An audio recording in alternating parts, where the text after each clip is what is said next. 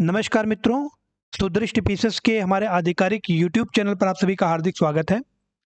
साथियों, समीक्षा अधिकारी विशेष श्रृंखला का समसामयिकी या करंट अफेयर से संबंधित ये हमारा 5वां वीडियो है। या आप कह सकते हैं कि विषयवार तरीके से या टॉपिक वाइज हम करंट अफेयर्स जो डिस्कस कर रहे थे उसका ये हमारा 4th पार्ट है। मित्रों, आज के इस वीडियो में हम वर्ष 2023 के अति महत्वपूर्ण, अति संभावित जो टॉपिक हैं उनसे संबंधित करंट अफेयर्स को यहाँ पर उनका अध्ययन करेंगे। तो चलिए शुरू करते हैं। पहला टॉपिक है हमारा वर्ष 2023 में आयोजित अति महत्वपूर्ण राष्ट्रीय महोत्सव। 2023 में जो विभिन्न राज्यों में राष्ट्रीय महोत्सव मनाए गए हैं तो उनमें जो इंपॉर्टेंट है उनका संकलन यहाँ पर किया गया है। तो चलिए देख लेते हैं। पहला है मित्रों, मिजोरम में हाल ही में 2023 में ही एक महोत्सव मनाया गया है जिसे एंथूरियम महोत्सव कहा जाता है, जो कि मोस्ट इंपॉर्टेंट है। तो एंथूरियम महोत्सव आपका किस राज्य से संबंधित है? तो यह आपका मिजोरम से संबंधित है। इसके अलावा भूमचू उत्सव मोस्ट इंपॉर्टेंट है, स्टार मार्कर है कि भूमचू उत्सव किस राज्य में हाल ही में मनाया गया है? तो हम कह सकते हैं कि यह आपका सिक्किम में मनाया गया है, भूमचू उत्सव। अरुणाचल प्रदेश से संबंधित यहाँ पर 3 महोत्सव लिखे गए हैं, फेस्टिवल्स लिखे गए हैं जो मोस्ट इंपॉर्टेंट है, जैसे कि चाचिन ग्राजिंग फेस्टिवल, तो चाचिन ग्राजिंग से संबंधित है। इसके अलावा सियांग यूनिंग महोत्सव, ये भी आपका अरुणाचल प्रदेश से संबंधित है। और तोरग्या महोत्सव, ये भी आपका अरुणाचल प्रदेश से ही संबंधित है। आप लोग कमेंट सेक्शन में कमेंट करके बताएं। मोस्ट इंपॉर्टेंट क्वेश्चन है ये कि परशुराम कुंड मेला हाल ही में वर्ष 2023 में किस राज्य में मनाया गया है? परशुराम कुंड मेला। तो इसका आंसर मैं आशा करता हूं कि आप सभी कमेंट सेक्शन में नीचे कमेंट्स में इसका आंसर लिखेंगे। परशुराम कुंड मेला यह हाल ही में किस राज्य में मनाया गया है? इसके बाद मित्रों जो अगला फेस्टिवल है मोस्ट इंपॉर्टेंट है, ऑरेंज फेस्टिवल। ऑरेंज फेस्टिवल ये आपका हाल ही में नागालैंड में मनाया गया है, ध्यान रखिएगा, ऑरेंज फेस्टिवल। इसके अलावा जो गज उत्सव है यह आपका असम में मनाया गया है, काजीरंगा राष्ट्रीय उद्यान है असम में, तो वहां पर यह गज उत्सव मनाया गया है। बेसिकली यह उत्सव हम हाथियों के संरक्षण को समर्पित करते हैं। तो गज उत्सव जो है यह आपका काजीरंगा राष्ट्रीय हाल ही में मनाया गया है। परशुराम कुंड मेला हाल ही में कहां पर मनाया गया है? तो इसका उत्तर आप कमेंट सेक्शन में नीचे बताएंगे। सेशन के समाप्त होने पर अभी मैं इसका उत्तर आपको बता दूंगा। आगे बढ़ते हैं। इसमें कुछ और महोत्सव हैं, जैसे कि मोस्ट इंपॉर्टेंट है ये नुआखाई कृषि उत्सव। तो नुआखाई कृषि उत्सव हाल ही में उड़ीसा राज्य में मनाया गया है, ध्यान रखिएगा, यह एक कृषि उत्सव है, नुआखाई कृषि उत्सव। इसके अलावा बंगस वैली महोत्सव, बंगस वैली महोत्सव आपका जम्मू कश्मीर में मनाया गया है, कुपवाड़ा में, ध्यान रखिएगा, जम्मू कश्मीर के कुपवाड़ा में बंगस वैली महोत्सव वर्ष 2023 में हाल ही में आयोजित किया गया है। इसके बाद बोनालू त्योहार या बोनालू फेस्टिवल, ये आपका कहाँ, किस राज्य संबंधित है? तो हम कह सकते हैं ये तेलंगाना संबंधित है, हैदराबाद में हाल ही में आयोजित किया गया है। तो बोनालू त्योहार ये आपका तेलंगाना या आप कह सकते हैं हैदराबाद में हाल ही में मनाया गया है। इसके बाद मोस्ट इंपॉर्टेंट है और मैं चाहूंगा कि इसका उत्तर भी आप कमेंट बॉक्स में लिखें, हेमिस महोत्सव हाल ही में कहां पर आयोजित किया गया है? चिखल कालो उत्सव, चिखल कालो उत्सव आपका गोवा से संबंधित है, तो इंपॉर्टेंट है ये भी एग्जाम पॉइंट ऑफ व्यू से। चिखल कालो उत्सव ये आपका गोवा से संबंधित है। लेवेंडर महोत्सव, ये भी आप कमेंट सेक्शन में कमेंट करके बताएं कि लेवेंडर महोत्सव हाल ही में किस राज्य में मनाया गया है?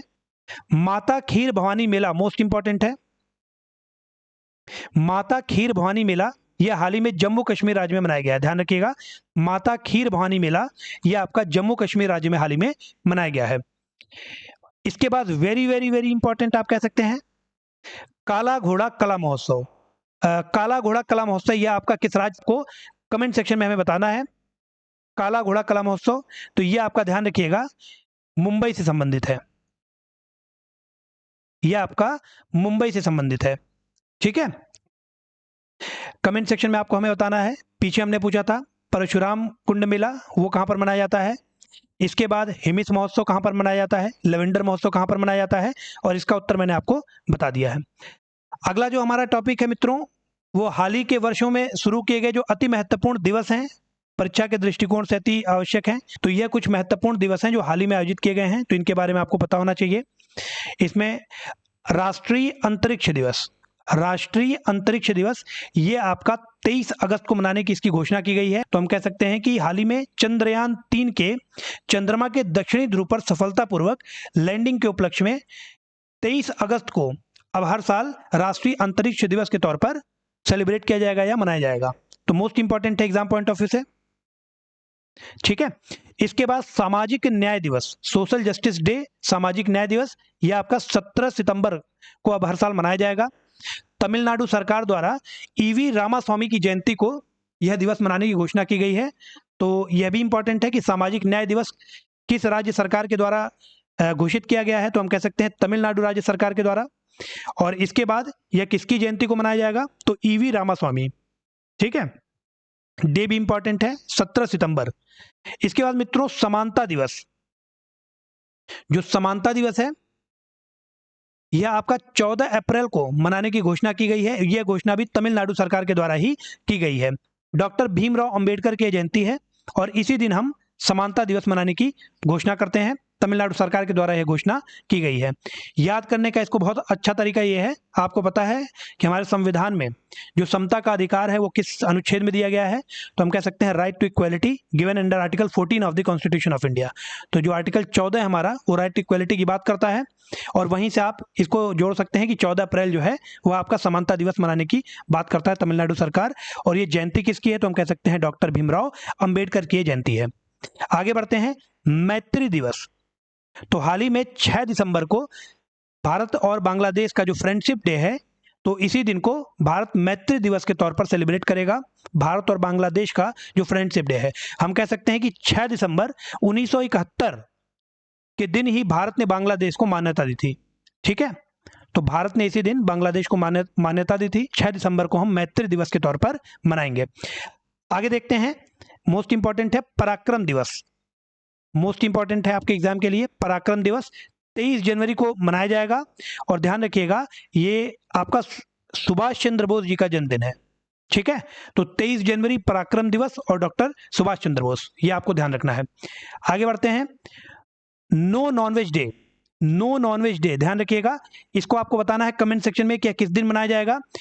मोस्ट इंपॉर्टेंट है। इंपॉर्टेंट क्यों है, क्योंकि ये नो नॉनवेज डे मनाने की घोषणा उत्तर प्रदेश सरकार के द्वारा हाल ही में की गई है, ठीक है। तो साधु टीएल वासवानी की जो जयंती है, इसी के उपलक्ष्य में, इसी अवसर पर हम कह सकते हैं कि उत्तर प्रदेश सरकार के द्वारा हाल ही में नो नॉनवेज डे मनाने की घोषणा की गई है। कमेंट बॉक्स में आपको बताना है कि नो नॉनवेज डे किस दिन मनाया जाएगा। आगे बढ़ते हैं मित्रों, अगला है हमारा समर्पण दिवस। 11 फरवरी को मनाया जाएगा और पंडित दीनदयाल उपाध्याय की पुण्यतिथि के उपलक्ष्य में यह 11 फरवरी को मनाने की घोषणा की गई है। तो समर्पण दिवस आपका हो गया 11 फरवरी, पराक्रम दिवस आपका हो गया 23 जनवरी, मैत्री दिवस आपका हो गया 6 दिसंबर, समानता दिवस आपका 14 अप्रैल, सामाजिक न्याय दिवस आपका 17 सितंबर और राष्ट्रीय अंतरिक्ष दिवस आपका हो जाएगा 23 अगस्त के दिन। आगे बढ़ते हैं, अगला जो हमारा टॉपिक है वो वर्ष 2023 में हाल ही में जो नए ब्रांड एम्बेसडर बनाए गए हैं, तो एक प्रश्न यहाँ से ही बन जाता है, तो उनको भी हम आइए देख लेते हैं। तो हाल ही में state bank of India SBI के ब्रांड एम्बेसडर किन्हें नियुक्त किया गया है, तो हम कह सकते हैं महेंद्र सिंह धोनी को, MS धोनी को हाल ही में एसबीआई के ब्रांड एम्बेसडर के तौर पर नियुक्त किया गया है। इसके अलावा चुनाव आयोग की जो राष्ट्रीय आइकन है, ये किन्हें बनाया गया है, तो सचिन तेंदुलकर जी को हाल ही में चुनाव आयोग के राष्ट्रीय आइकन के तौर पर नियुक्त किया गया है, ब्रांड एम्बेसडर बनाया गया है।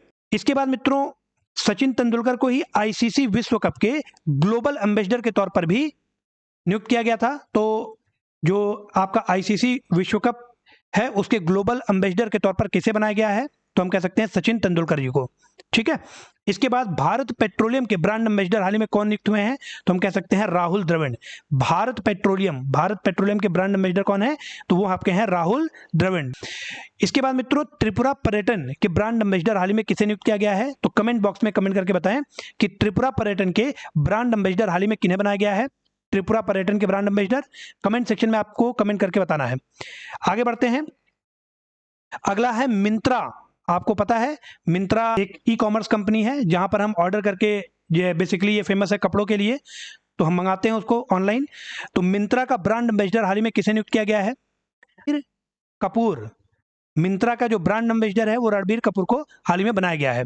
इसके बाद पेप्सिको इंडिया पेप्सिको इंडिया का हाल ही में ब्रांड एम्बेसडर किसे बनाया गया है? तो ध्यान रखिएगा, ये आपके रणवीर सिंह हैं।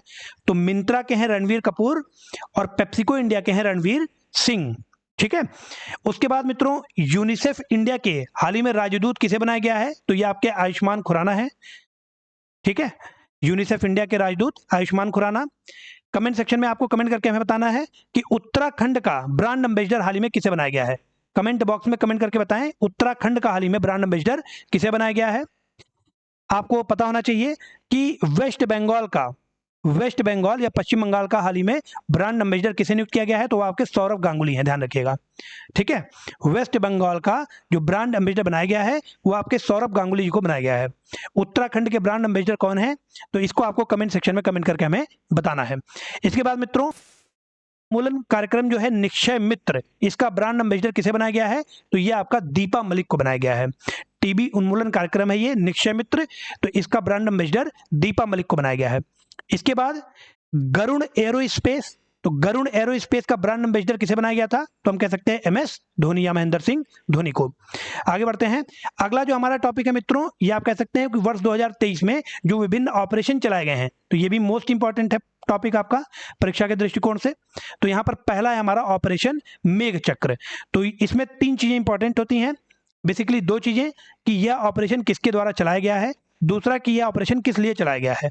तो ऑपरेशन मेघ चक्र जो है, ध्यान रखिएगा, CBI के द्वारा यह ऑपरेशन चलाया गया था। किस लिए चलाया गया था? तो हम कह सकते हैं बाल यौन शोषण से जुड़ी सामग्री को ऑनलाइन प्रसारित करने वालों के खिलाफ कार्रवाई करने के लिए CBI द्वारा ऑपरेशन मेघ चक्र चलाया गया था। तो मोस्ट इंपॉर्टेंट है, वर्ष 2023 का ऑपरेशन है। Broader sword, operation broader sword जो है, ये भारत और अमेरिका के द्वारा संयुक्त रूप से चलाया गया है। और यह किस लिए चलाया गया है? तो हम कह सकते हैं कि अवैध या खतरनाक दवाओं के अंतर्राष्ट्रीय शिपमेंट को रोकने के लिए, अवैध या खतरनाक दवाओं के अंतर्राष्ट्रीय शिपमेंट को रोकने के लिए ऑपरेशन ब्रॉडर स्वॉर्ड भारत और अमेरिका के द्वारा संयुक्त रूप से चलाया गया है। स्वॉर्ड मतलब क्या होता है? तो हम कह सकते हैं ये स्वॉर्ड का मतलब होता है तलवार। ठीक है, आगे बढ़ते हैं। ऑपरेशन चक्र 2, ऑपरेशन चक्र 2 भी हाल ही में CBI के द्वारा चलाया गया है। तो ये दोनों ही बहुत इंपॉर्टेंट है। एक आपका ऑपरेशन मेघ चक्र हो गया और एक आपका हो गया ऑपरेशन चक्र 2। तो मेघ चक्र में आप ध्यान रखिएगा, एक कीवर्ड है बाल यौन शोषण, और ऑपरेशन चक्र 2 जो है, ध्यान रखिएगा, साइबर अपराध माफियाओं को खत्म करने के लिए इस ऑपरेशन के तहत विभिन्न स्थानों पर छापेमारी CBI के द्वारा। तो ऑपरेशन चक्र 2 और ऑपरेशन मेघ चक्र दोनों ही एक तरीके से साइबर अपराधों के खिलाफ चलाया गया ऑपरेशन है CBI के द्वारा।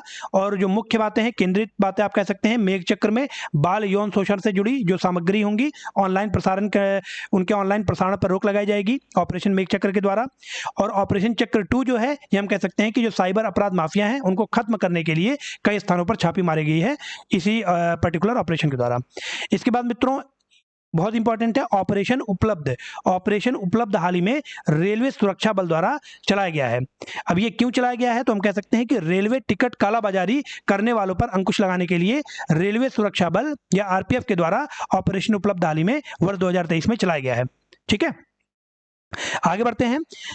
इसमें अगला है ऑपरेशन दोस्त। तो जो ऑपरेशन दोस्त है, most important exam point of view से ध्यान रखिएगा, भारत सरकार के द्वारा यह ऑपरेशन हाल ही में चलाया गया है।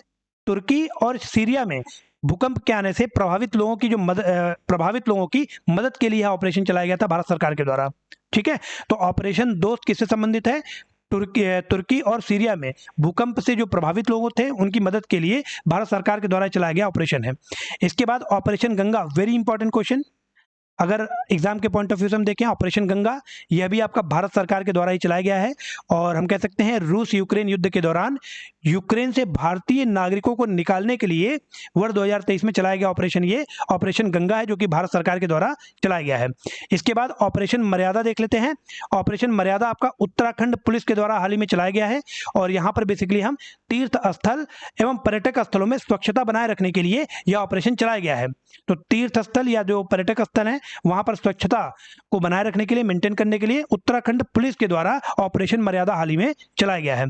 कमेंट सेक्शन में आपको कमेंट करके बताना है मोस्ट इंपॉर्टेंट कन्विक्शन हाल ही में किसके द्वारा या किस राज्य सरकार के द्वारा चलाया गया है और यह किस लिए चलाया गया था। तो हम कह सकते हैं कि यौन उत्पीड़न, धर्म परिवर्तन, गो हत्या इत्यादि को कम करने और हम कह सकते हैं कि इससे संबंधित जो अपराधी हैं उनकी गिरफ्तारी को सुनिश्चित करने के लिए किस राज्य सरकार के द्वारा यह ऑपरेशन चलाया गया है, तो इसे आपको नीचे कमेंट सेक्शन में कमेंट करके बताना है।